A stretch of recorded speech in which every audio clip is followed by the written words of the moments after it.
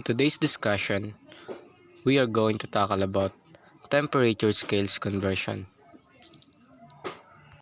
As we all know, temperature is the measure of the hotness or coldness of an object. It is technically defined as the measure of the average kinetic energy of a body. It can be measured by an instrument known as thermometer. And there are also three temperature scales that are commonly used. It includes Kelvin, degree Celsius, and degree Farenheit. And now, we are going to proceed on the temperature conversions between them. The first thing that we are going to tackle is the temperature conversions between Kelvin and 2 degrees Celsius. So, I want you to jot down this formula for the conversions between Kelvin and degrees Celsius. So, if we are going to convert Kelvin into degrees Celsius or degrees Celsius into Kelvin, we use this formula. Kelvin is equal to degrees Celsius plus 273. Now, if we are looking for degrees Celsius with a given Kelvin, we just simply isolate the equation. So, how are we going to isolate the equation? So, just simply isolate the equation. And we just only need to set aside the degrees Celsius on the other side. So, we have this formula. So, we have this formula in order to get the Kelvin, and we have this formula to get the degrees Celsius. So, in order for us to understand this temperature scale conversion, let's try this example. So, let's try this.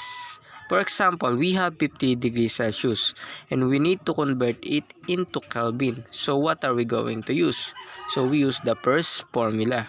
So, the first formula is Kelvin is equal to 50 degrees Celsius plus 273.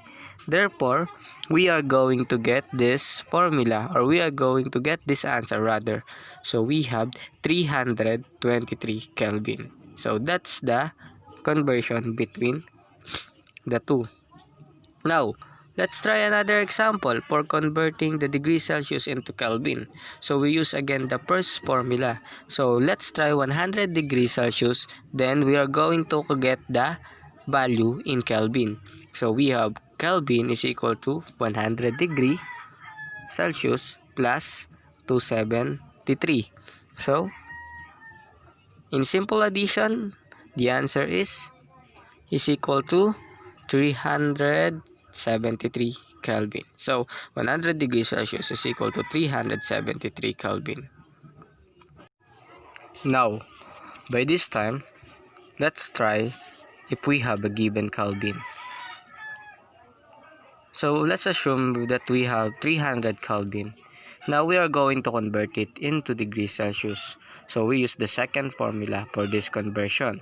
So, we have degrees Celsius is equal to 300, which is the Kelvin, minus 273.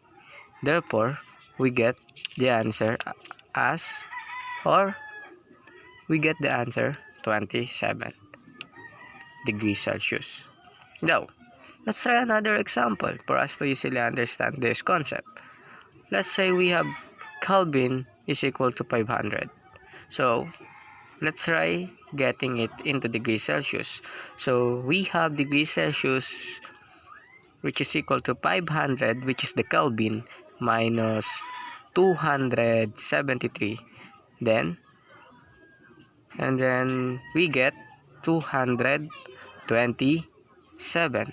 So, that is the answer. Now, let's try, since we involve three temperature scales that are commonly used in temperature scale conversion. Now, let's try another temperature scales conversion. Now, it involves degree Fahrenheit. Then, let's convert it into degrees Celsius. So, in order for us to understand this conversion, please jot down this note or this formula. So, if we are going to get degrees Fahrenheit, we use this equation. degrees Fahrenheit is equal to degrees Celsius times 1.8 plus 32. Now, if we are going to get the degrees Celsius in this formula, let's just simply isolate the equation. So, first, let's rewrite again the formula. So, we have degrees Fahrenheit is equal to degrees Celsius times 1.8 plus 32. So, isolate. Let's use subtraction property. So, degrees Fahrenheit. So, let's transfer 32 on the other side. So, we have degrees Fahrenheit minus 32 is equal to degrees Celsius times 1.8. Now, what are we going to do?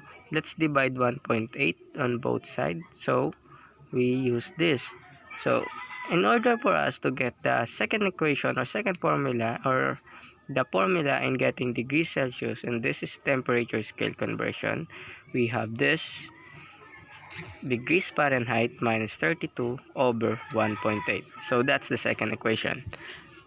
And in order for us to understand this conversion, let's try an example so we better understand this concept.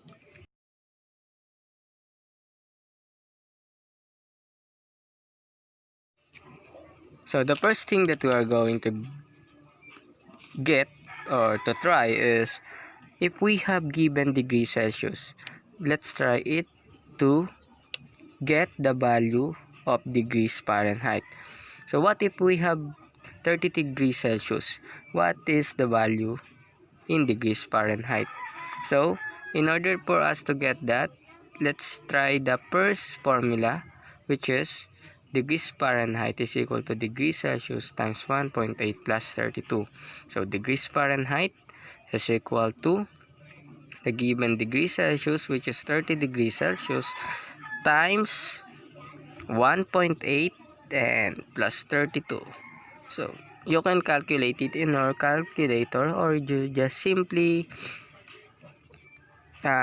compute it manually. So, and then we get 86 degrees Fahrenheit. 32 degrees Celsius is equal to 86 degrees Fahrenheit. Let's try another example.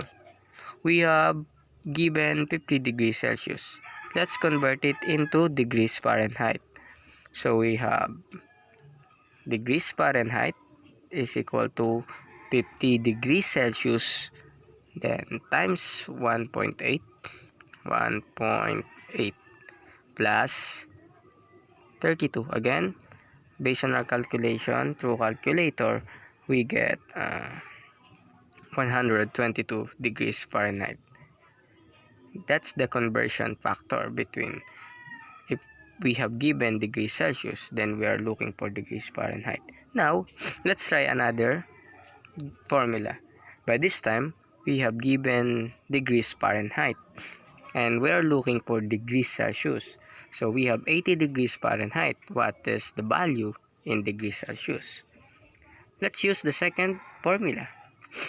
We have degrees Celsius is equal to degrees Fahrenheit, which is 80 degrees Fahrenheit minus 32 over 1.8. And based on our calculator, we get 26.67 degrees Celsius. So 80 degree Fahrenheit is equal to 26.67 degrees Celsius. And for the last one, let's try another example. What if we have given 122 degrees Fahrenheit? Again, let's use the second formula for this temperature scale conversion. We have 122 degrees Fahrenheit minus 32 over 1.8. Then we get, based on our calculation, we get 50 degrees Celsius.